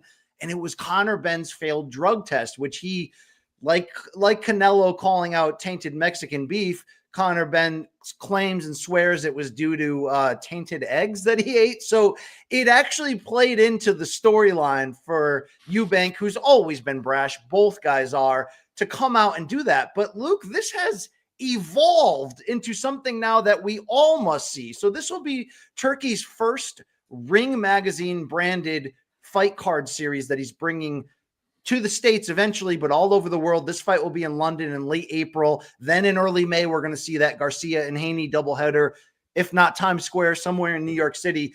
So this is the one that Turkey is privately funding himself. And I was going to say that I wouldn't really have cared too much about this fight, even though I like the fighters and their personalities, but this jacks it up. The egging in the first press conference. I think we have tape from the second press conference. You also had the two promoters, Ben Shalom of Boxer and Eddie Hearn, pushing each other on the stage, getting into heated conversations during interviews afterwards, trade and trash talk. Now you got the dads involved and Ben and Eubank going. I mean, it's been, Luke, it is a proper soap opera, pro wrestling style garbage bin build that boxing needs every once in a while. Remember David Haye got glassed that time with what fight was that? Was that David Haye, Derek Chisora? I'm not making this up. He glassed me. These moments happen in boxing. It's ridiculous. It's disrespectful. But you know what? They succeeded. They got our freaking attention. This is a fight all boxing fans need to see now. I mean, look at some of these assets we have. So we showed the egging incident. Here's Chris Eubank kind of just doubling down on being real mean about it.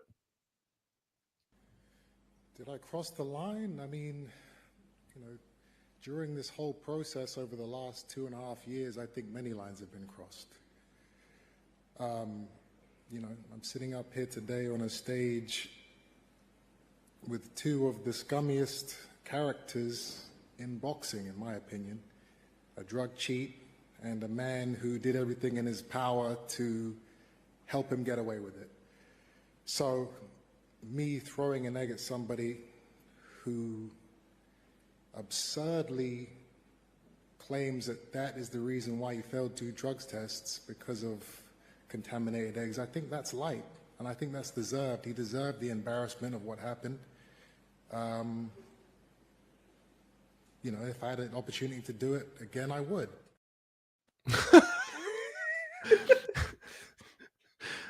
What's the Samuel L. Jackson line?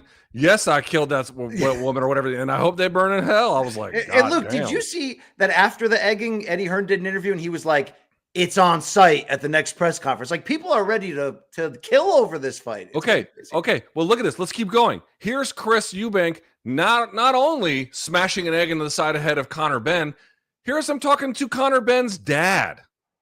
But you did put your hand on my neck. Yeah. And I'm going to give you a pass because of what happened, but I'm just letting you know if your hand ever touches me again, you won't get it back. Shut your fucking mouth. Do you hear me? No. Do you hear me?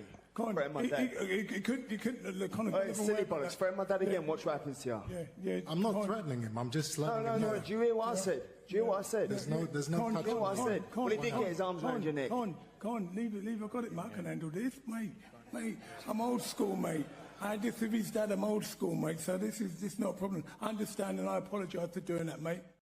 Shout out to Nigel Benn. So, Luke, that was rooted in what basically happened was Ben's team they didn't think it was an egg. They thought it was either a slap or he had hit him with some type of foreign object. It was, obviously, but not a hard one. It wasn't brass knuckles or anything. So Nigel Benn, the legend, I guess, put his hands on the younger Eubank. I mentioned the two promoters pushed each other. So that was Eubank half apologizing and then also being like, I would have kicked your ass. And I love Nigel Benn being like, mate, I'm old school. I can handle this. Let's go. Yes. All right. Last but not least, look at this. They did another stare down later with about 8 million people in doing security. You're going to hear commentators talk, but you'll be able to hear what Conor Benn and Chris Eubank say to each other. Dude, listen to how bad this blood is. Visualising the ring walk standing there on the pitch, Tony. Reflexes. Sorry, say that again, Joe. I think you were just enjoying the I'm trying to see the words that are being said. Yeah. Well, they're lined up to throw a punch. They're ready to throw, they're ready to let go. Well, let's listen in and see if we can hear. But the security guards have got their arms in front of their arms, so you couldn't even get close to them. I've got my reflexes. You're holding, you're shot to bits. Should have told him the other day. Yeah, true, Ron. You rolled. You're shot to bits. You're done. You're done. You're done. You're fucking right with Wilson. You're done. Okay, BC, I gotta tell you, I'm all fucking in on this fight. I can't believe I'm saying this. Dude, they got me. They absolutely got me. They got me. I fully agree with you. This was not my fight to begin with. I didn't think these guys should have been fighting. They're in separate weight classes, blah, blah, blah. I get the family history. I get now the drug history. But you could easily make knee jerk. You tend to go, okay, well, Eubank's the bigger fighter, even though he's been completely mercurial the second half of his career. Can Conor Benn fill that gap? Well, he is more skilled and he's got balls. So now it's suddenly like, yeah, let's see what these two guys in separate weight classes can do against one another when the hate is so strong between everybody involved. This is the boxing we fell in love with. I can't lie about that. It is. Why can't you know what, dude? We don't get enough of these in UFC anymore. Is it Long Island Luke? Is it my imagination? Like someone was asking me about this yesterday, Long Island Luke. They were asking about like the UFC heavyweight division, what would happen if John beats Tom? And, obviously that would be bad because he'll win and then move on. And then you're just left with this wreckage. But the reality is, even if like that doesn't happen, who is Tom's rival that's going to get in his face and talk to him like that beyond John? Like once John's got one more at best, right? At best. No one seems to be doing this as much in UFC these days. It all seems very transactional. Am I missing something? No, I agree. Rivalries are kind of dead in that sense. And like, dude, nothing got me more hyped than DC Jones too. Like exactly. When there's some real beef going on, Son and Silva too. It's the same thing. I think I'm cutting you off here, Long Island. I'm sorry. I just think that we've seen almost fake abrasiveness too often lately. I'm talking about Colby Covington, Sean Strickland, where it's it's almost a shtick. It's almost an act. But this is a blood feud. We don't get that enough in this corporate era of UFC, which is crazy to say because the corporate part of it doesn't muzzle them. I mean, Dana lets them say whatever. So we could very well have a crazy blood feud like this. Have we had one since Khabib against Conor? Poirier and Conor was also pretty ugly. But that was also... the second fight was weird, and then the third fight was even weirder. I mean, outside of Cheyenne Vlismus against Montserrat when she said, "I'll follow you home, bitch." I mean, I was down for that. Look, okay, but okay, fair enough. But also, this is why the Diazes are who they are. People love them for many, many reasons. One of which is, dude, they stir up shit, and there's something to be said for that in the end. And I just feel like. I can't believe I'm saying this to the point you raise. I'm not saying I need to see all of a sudden everyone chucking fucking Monster Energy, cans at each other. That's not my point. But where are in MMA broadly, not just UFC, but where are the big time rivalries that are being stoked and the allegiances and the harsh, contrast? It's me or it's him, and I can't stand anything about them, and this is why they're awful. No, this is why they're awful. And then doing press around that. Like, dude, I would never, ever care about Chris Eubank Jr. taking on Conor Benn. It's for the UK generally, I get it.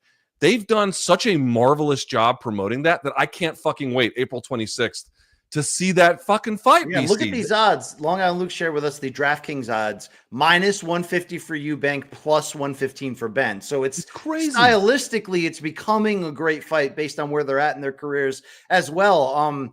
I think what you're really asking, Luke, is where have all the cowboys gone, right? Yeah. Where are my gauchos at, right? I also have hairy armpits like that lady. Ooh, I won't keep singing because I'll get made fun of. Last but not least, BC, we can just touch on this very quickly. Topic number 5.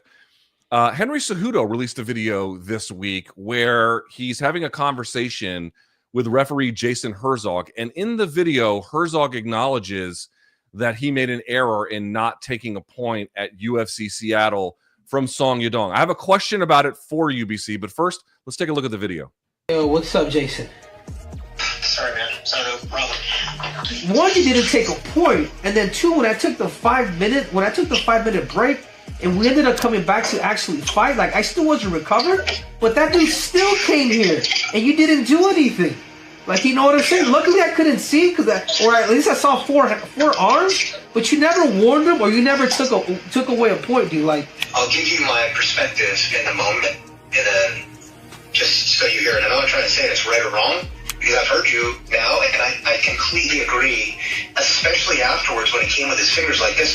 Why didn't you then stop it and take a point immediately? And I think that's a very valid criticism and an adjustment that I probably should have made. Yeah, I think that you're a fair point. You say these rules in the bag, Jason. I think that's what kind of bugs me, is that you specifically did this and the whole thing. Everything that you said happened to me, and there is no point taken away, man. I have a loss on my record, Jason, because you didn't make the right call, man, and that bugs me a little bit. I can't say that you're wrong. And when I watch it again, I'm like, yeah, you should have probably stopped it, taken a point there. BC, does this give you more or less confidence about Jason Herzog's abilities? It gives me more that this will lead to positivity, a positive change in the thought process if it doesn't lead to some form of a change in ruling on how this is handled and how referees are, arm themselves with I get the premise of why we've seen such passive refereeing. There must be some edict from above on the idea of, like, don't become part of the story, because the worst thing that can happen is someone unnecessarily getting a point taken away. That affects them. That affects their money in the long run. But the opposite of being this liberal is horrible. So first off, damn, this video was cringe as shit. Like, there's parts of it that were, like, really good and refreshing, but I saw some people accusing Henry of not letting Herzog know he was on camera. I'm sure they knew that this was for a podcast of some form and they're on camera. But, Henry going to near tears at the end was interesting. But this is the transparency, and we have a lot better transparency in MMA officiating compared to boxing, because you do see referees with Twitter accounts that come out there and respond. You do see guys once in a while show up on podcasts and talk about things, where in boxing it's sort of like they're trained not to ever enter the media cycle unnecessarily. So I wonder if Herzog being this open, humble, right, to take an L publicly like this and be like, I think you're right. If this moment changes him, and he's already considered by many to be the best referee in the UFC, or if not, top 3 for sure. I wonder if this will lead to not only more conversations with commissions behind the scenes, but more people taking notice and saying it's almost worse to not take away a point and then your name becomes the story than the risk of taking away a point. They have to establish a baseline of, you get one warning and then it's points for all the fouls. That's what it is. Or something better than what we're doing. So in that regard, Luke, everything about what this could mean is refreshing. Even if it was cringe as F, but that's our guy Triple C. It's what he does. Were you as shocked as me to see Herzog taking an L on a podcast a couple of days later? In boxing, we'd kill for that. We'd kill for a press conference where the commission leader or an official or a judge would have to answer questions and actually explain why they did something. And maybe it can lead to this, where somebody goes, you know what? I made a mistake. He doesn't have to say I'm a changed man, but this will change him moving forward. This is good. We just had to deal with a little cringe to get there, and Bruno Silva went blind for us to get here. But hey, whatever, right? I was also going to say, I thought, Henry was a little harsh to his face, I thought, in this one. Not terribly. I didn't think it was completely out of line or anything. A little harsh. But I understand his point. There's a loss that goes on that record. If he had taken a point, it would not have been that way. It would have been a majority draw, and he'd be in a different position. And so, I can understand having some bitter feelings about it. But in general, I asked you the question, did it make you more or less confident about his decision-making going forward? I don't know how you could look at this and think it would do anything other than make your confidence go skyrocket. These guys are not going to bat 1,000. It's simply never going to happen. It's difficult. They have hardly any tools to review their decisions. I made this point before, if you watch American football, not only do they have a chance to review things, and by certain points in the game, they have mandatory that they review certain things, but then they have to announce their decision on the microphone to their audience, to the audience in attendance. And I guess at home too, they have to keep them abreast of their decisions, but they get a chance to review, they get a chance to reflect on it. Why? because one, it's important to have a transparent, direct conversation with the audience about what decisions you're making and why you're making them, or at least what the basis is of what you're making them. But more to the point, like, of course they're not going to get it right all the time. It's silly to think that. Even with technological tools, they're not going to get it right all the time. But it's a notion of refereeing that not asks them to be like these perfect angels who from the heavens come down and wield their judgment that is so much better than ours. No, they can have good judgment about it. They can have obviously understanding of protocol better than us, but they're humans like anybody else. They're going to make mistakes. Giving them a chance to correct that either in the rules or in the application is great. Now, that's not anything Henry Cejudo has been afforded in this situation, but this is the next best thing. And I understand that's probably, a bitter pill to swallow for Henry because it doesn't mean much in the end in terms of what goes on your record. But a referee willing to come on, talk with you about the bout, to an extent be berated, and then explain where he agrees where the error took place as kind of like an indication of what went wrong and then what not to do in the future. Dude, what more can you ask of a referee? I wish there were better rules in place that they had to talk to the media, or some kind of rep had to talk to the media after fights are over. If there was a more open relationship, BC, with various commissions between any kind of media association or media outlets and the athletic commissions themselves. By the way, either for boxing or MMA, since it's the same commission in Nevada doing all of this essentially. But if you can't get that, this guy took ownership of his own regard. He faced the firing squad by choice. By choice, he decided to do that. That speaks an enormous amount to his integrity, to his desire to get the job done right, to his own humility, to examine what went wrong in his own decision-making process, and then to the best extent possible, steel himself for the future. I fucking love this from Jason Herzog. We said on Monday, did we not, BC? We said he's a great referee. It's just a tough job. You're not always going to get it right. Sure enough, I feel vindicated to a degree in professing my appreciation for his skills by virtue of how this has all gone down after the fact. Yeah, outside of that time he broke my former colleague Arash Markazi's ribs in that referee seminar, I've got nothing bad to say about Jason Herzog at all. And Luke, I forgot. It was going to be a good remark. It was probably going to be the best moment of the show, but I forgot. I'm sorry. Thank you. Why did he break your friend's ribs? Oh, I think Arash was there to write a story about refereeing, and he took Arash down, and they were doing demonstrations. And Arash is not the most in shape guy I've ever seen. Okay, let's move on, please. That's my friend you're talking about. Okay. I mean, I'm not. I didn't think he was the most physically fit. Oh, Luke, I said I need a warning on all fouls, but I think eye pokes are getting so egregious in how they change the bout, especially going back to the old gloves now, that I'm actually not against if they put a flat out rule that if you penetrate the eye, you get a point. Wouldn't that change everyone who fights like this? Wouldn't that force them to do that? So it's kind of funny. We didn't put it in the rundown, but Jim Miller put out a video and he put a glove on, the old glove, obviously.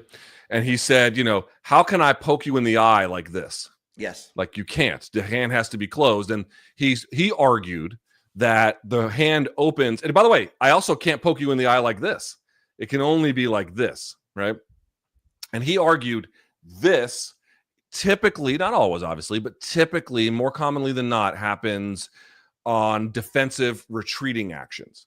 And what he says is that should be essentially penalized out of the sport, where if you are, his argument goes that if you sufficiently penalize that on these defensive retreats or whatever people are trying to do, that it will make them over time, when they get penalized for it, it will make them over time much more likely to not do it in the future. And obviously it will reward, to some degree anyway, the person getting poked. It would help them in situations like this and in many other cases. And I don't really disagree with that, but I don't understand how that can't be used in conjunction. And I know this is an old conversation we've had a million times. Yeah. But I just can't believe that they're retreating to the old gloves and being like, all right, well, we're just not going to do anything about the eye poke problem. Let me say this, BC, getting the rules changed, I support. But one thing that you have to keep in mind, and I've seen it a gazillion times, when you change the rules, sometimes there is a bit of a Pandora's box that opens, and it ends up creating situations that you didn't necessarily expect that can be hard to undo in the language of new rules themselves. to me, I support penalizing this, but I also think we can complement that policy with technology that rounds the fingers so that you get a double whammy kind of approach to this rather than just trying to legislate out the issue, which I think can be effective, but all of those things carry inherent risk. Yeah, but you scare people. You can scare it out of the sport. I mean, it was controversial, but look at that Singapore caning in the late 80s. Look with that American kid. Every American knew from then on out, don't go there, okay? Don't do graffiti on the streets of Singapore. What was that kid's name? Michael Fay? Was that his name? Great pull. That is the guy's name. Speaking of that area of the world, Luke, quickly, if you allow me, I just wanted to say, how about that news from One Championship? Only this card won't take place in Singapore. August 1st in Denver, 173, the return of the most electrifying force in mixed martial arts today. Stamp Fairtex, Luke, unification against Denise Zamboanga. Let's go. Are you down for it? Tell me about it. I'm down for. I love, dude. I'm telling you, we kill one at times. I love their rule set. I love that Colorado gives them space to do that. I'm all for it. MMA needs more of what they're doing, not less. So I'm happy to see them back August 1st, 100%. All right. Maybe we'll get Chatri in studio. What do you think? No. That motherfucker won't talk to me, under any circumstance. But you know what? There are good people that work there. And as I said, I'm happy to see that. I truly mean this. I am delighted to see one back in Colorado. And I hope that show, for MMA's sake, certainly theirs as well, is a big success. I absolutely support that 100%. Okay, that's our top 5 topics. BC, we're not going to do fan subs, I don't think, today, right? Yeah, so we talked to Mikey, who is at the other end of that glory hole path known as morningcombat@gmail.com, meaning that's how you contact the show. And let's not forget our rules. You show Mikey a picture of your package, you're banned. Okay, that's what we know. He said there wasn't enough good ones this week that we have to punt towards next week. So I think this is Mikey challenging our audience to come original with their pants on at morningcombat@gmail.com. Okay. By the way, speaking of bans, you know who I'm going to see? I think that April 26th is the day I have to double check. It's right around then. They're going to come to, they're coming to, well, just outside DC, but they're going to come to DC. Cannibal Corpse, baby. I thought you were going to say 311. I was like excited. Dude, they're going to play at the MGM National Harbor, that new facility, well, newish facility just out the side of the city. I hate to say it, but that is where, well, first of all, I didn't realize this. Usyk fought there like in 2017. Michael Hunter. That's right. Sadly, that is also the place, I hate to say this, but it is true, that is the place that Maxim Dadashev ultimately died. Yeah. So there is, obviously some, there's been some mixed events there, but in any case, like for a concert venue. Anyway, I'm supposed to meet up with the band afterwards, so we'll see how this goes. Dude, you got to take pics and we'll run them on MK. That's great. Yeah. So like I hit up, I've kind of developed an online friendship with one of the band members, and I've been in touch with him in the last week, and he set it up. He's like, let's meet at the Oxon Hill show. So I'd like to find out, if you can, whether George Corpse Grinder stands or sits when he wipes. I don't think they're going to be offended by this line of questioning. I really don't. I doubt it. It might be in their wheelhouse too. I guess we'll have to see. But by the way, the guy I'm friends with in the band, or online acquaintances, whatever, big boxing fan. Big boxing. Nice. Yeah. And shout out to friend of the program, Oteil Burbridge. You know how they were doing Dead and Company, Luke, which was like a super group of old members of the Grateful Dead and new members. They're doing the same thing now with the Allman Brothers. The brothers are on tour. So it's like Warren Haynes, Derek Trucks, J-Mo, the original drummer, Oteil on bass. I think they're doing back-to-back nights at the Garden coming up too. So shout out to our guy Oteil for I got one more silver dollar. Dude, that song bangs. Don't think it doesn't. Midnight Rider, yes. With that in mind, though, we make a bunch of errors. We say a bunch of stupid stuff. You all hold us to account. It's time for Dead or Wrong. Dead Wrong. They're just coming after me left and right these days. This is from Daz. Back up on that ass and give these motherfuckers a blast from the past. Aloha, donks. This is either a dead wrong or Luke was unclear about what he meant when he said this statement. Okay, let's see. On Friday's episode, which will be 2/21/25, so a week ago, Luke, in comparing Conor's and Ilya's moves to 55, states that Conor, quote, won at 45 and then moved up, and then that was it. He never went back and defended, which is true. But then he added a throwaway line talking about me, quote, although Max was a title defense. Yes, Max was a title defense to Ilya. Luke, if you were inferring that Conor beat Max after winning the title, this would be incorrect. That's not what I'm implying at all. I just mean that when Ilya fought him, that he wasn't winning another title. He was defending it against Max. As they fought in 2013, yes, before Max or Conor became 145 champs. Not sure about what Luke meant by Max being a title defense for Conor. No, title defense for Ilya. That seemed an odd mistake for such a longtime follower of Holloway. That's why I didn't make it. Wishing health and a speedy recovery for Reggie Jackson. By the way, we got to get an update. Hold on. Sorry, I missed last week on Dead Wrong. Didn't find anything egregious last week. Thanks for all the content. Mahalo, Daz. What's the story on Reg?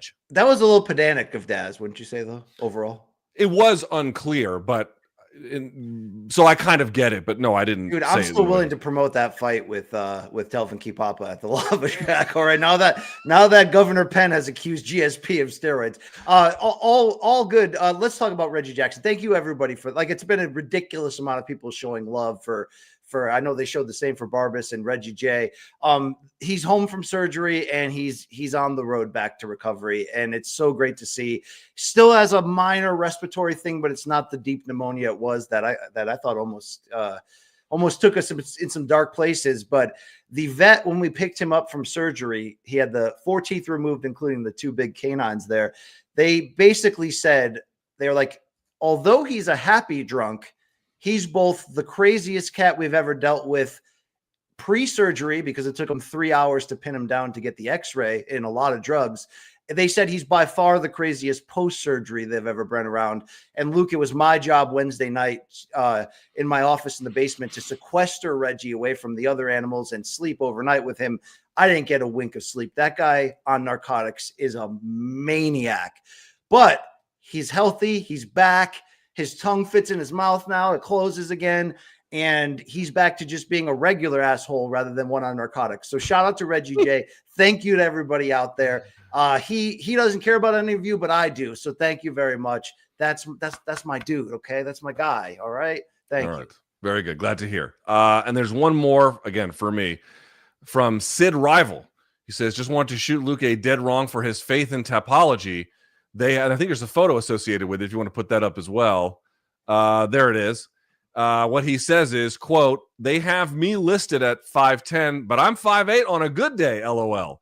This is mostly in jest, but I found it funny and wanted to share. Shout out to BC. I deleted the gram, but he followed me when I had it at Sid Rival. Been following Luke since before he was washed. Love you guys and all the content you bring. Cheers from a loyal donk. There you go. Hey, listen, they're not perfect. My only point is also on his own Instagram page, he lists himself Imavov as 28. So all right, take that for what it's worth. You ever see Sid Rival, Luke? He's got some killer tats. He plays the guitar.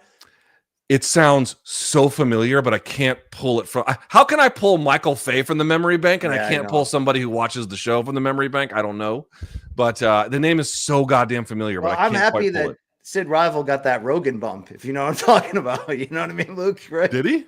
On the height there on his Tapology page. Oh. You know? Thank you. Oh, that's an awesome one. That's the show today. Long Island Luke. Why don't you plug being a bad boyfriend again for this weekend? She's on vacation. I already mentioned that. Guys, full card watch along, main card minute, 4 p.m. in the East. We'll do the entire UFC card into the PBC card, joining BC on that one. Looking forward to it. Now, hold on, main card minute. It's you and Gaff, right? Correct. What is Gaff doing with his life these days? He's working the PBC fight events this week. So Gaff was on the press conference, the media workout. He'll be doing the weigh-in today. Yeah, them both. They're live right now, I think, with the weigh-in. So. Are they doing that? Is that an All the Smoke thing? Who's that? Who is the production company there? All the Smoke. Yeah, All the Smoke. Okay. Yeah. Awesome. Did you know that Gaff also has his own podcast? What's it called? Sorry, I muted for a second. One More Round Fights. Go follow Gaff. One Shout out more to round. Gaff, just the same. Hey, Luke, you know how if a plane goes down, and boy, they're going down every day lately. They'll have an old airline expert on the Today Show or something. Mm-hmm. Do you think that we should get Dave Sandine, loyal MK viewer, into the role of whenever there's questions about paying for sex, we'll bring that guy on as an ex-military expert in Oh yeah, we could do that. We could do that. Also, Luke, last night in the hotel room here, I watched the Gabby Petito American Murder series on Netflix, and I got a lot of questions for Mr. and Mrs. Brian Laundrie for his parents. I got a lot of questions, Luke. This is the one I saw the trailer. Correct me if I'm wrong. They start out talking in a van. Like they're down by the river. Yeah. No, but seriously, weren't they in like some kind of, it's like two young influencers in a van? Isn't that right? Something that like is that? it. That's the story. Obviously it got played up to such a high level. People thought because she's young, blonde, and white, Luke, but it was a very interesting story that they've played out. Because they got the access to all of the police camera videos. So like when the police first knocked on his parents' door of the house, like when they pulled the couple over. So you get like, I've never had this much access to a murder trial before. You know what I mean? Like to like a murder story. But Luke, these parents, wow. All right. Horrible people. No, they just were willing to do anything to protect their son. Oh, okay. Sorry, I misunderstood. I'm supposed to watch Grave of the Fireflies, which is supposed to be one of the great movies of Japanese animation that people have tasked me with. So I'm going to give that a look this weekend. BC will be on the... we got breaking news. Digits. Really important. Lucas Almeida missed weight for his bout with Danny Silva coming in at 148. They will proceed as a catch weight. Yeah, nobody gives a fuck. All right, thank you, bro. I mean, that's not against Luke, Long Island Luke. I'm just saying, like, okay, BC on the call tomorrow, I guess, for the prelims as well as the main card. And you're doing post-fight interviews as well? Yes, that's a fact. Bro, they got you. I mean, I'm happy for you because it's such a big assignment. Yeah. You can't complain, but like you're doing a lot of good for them. I'll put it that way. You're doing a lot of good. Appreciate that. Thank you. So shout out to my there's team. that. Okay, and then Monday, we should tell the audience. Monday, we will be not in studio, but the following Friday, we will be in studio because we're going to be getting ready for UFC 313. We're going to be doing, tell them what it is, BC. How about pregame preview brought to you by Cuervo, UFC 313, Chuck Mindenhall, the man in the hat. Did you know, by the way, Chuck's going to the tank fight on Saturday as a fan? Oh, nice. Even better. With his son. I'm like, yeah, that's awesome. You know, dude, I saw the tank fight. I've seen a couple of tank fights in person. They're fucking fun. Like they're a good time. So especially in Brooklyn, dude, that atmosphere is awesome in Barclays. Yeah, lots of weed smoke in that arena. Yes. Lots of weed smoke in that arena. Okay, we got to get out of here. For Brian Campbell, for Long Island Luke, and the whole main card minute group, and everybody else, that's BC. I'm LT. Follow us here on all the socials, on YouTube's, and everything else. We'll see you guys on Monday. We'll react to all the fights from the weekend. Hit us up, morning combat at gmail.com. Email the show, dead wrongs, fan subs, the whole nine. That's where you go. We're out of here. Enjoy the weekend. We'll see you Monday. And until next time, may all of your gains be loyal.